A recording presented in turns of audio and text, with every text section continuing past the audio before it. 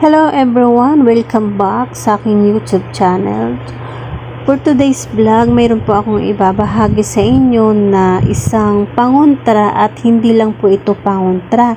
Ito rin po ay pampaswerte na at hindi rin po yan pampaswerte at pangontra. Yan po rin po ay pwede mong gamitin pag ikaw ay naghahanap ng iyong katipan or kaya pag mayroon kang karelasyon, kailangan magsuot ka ng ganito para mas tumibay pa yung pagsasama yung dalawa. Kung may negosyo ka naman, mas mainam na magsuot ka rin ng red string bracelet para mas dumami ang customer at mas dagsain ka ng maraming swerte.